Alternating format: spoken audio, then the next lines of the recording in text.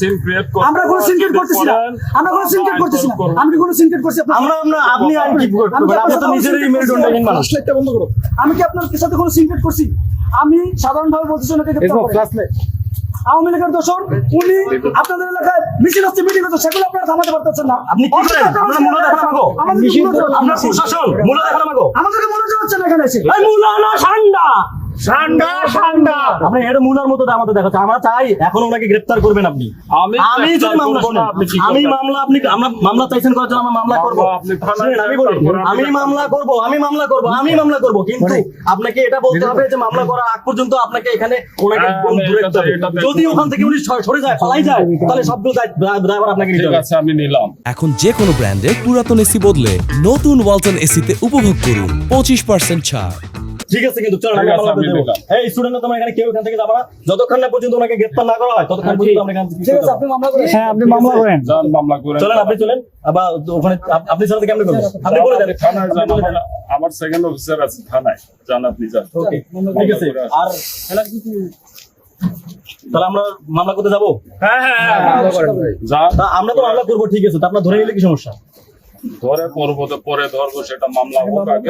মামলা তো আমি তো করতেছি, বললাম না করতেছি। যান, আগে তো আগে করে আসেন আপনি, আগে করে আসেন। না, মামলা করবেন।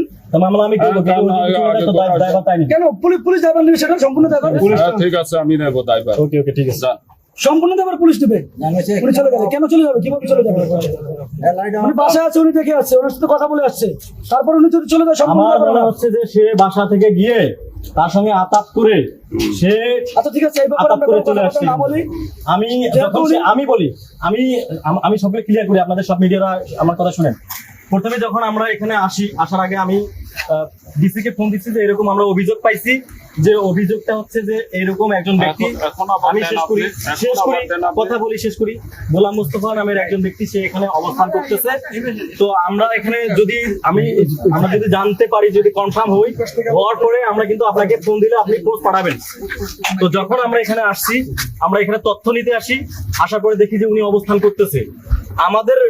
আমাদের এখানে আসার খবর শুনে এখানে সাথে সাথেই যে দায়িত্বে দারোয়ান বা যে আছে সে ফোন দিয়ে বলে দেয় যে এখানে ডাকাত পড়েছে, মানে ডাকাত পড়েছে, এরকম করে তারা এরকম করে।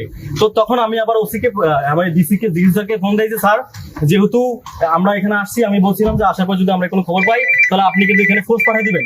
সেই প্রেক্ষিতে কিন্তু আমরা জানার পরে আপনাকে ফোন দিচ্ছি, আপনি আসছেন। আসার পরে আপনার আচরণটা হচ্ছিল পোলাইট। আপনি এসে ডিরেক্ট বলতেছেন যতক্ষণ না পর্যন্ত তার উপর মামলা হয় ততক্ষণ পর্যন্ত আপনি তাকে গ্রেফতার করতে পারবেন না।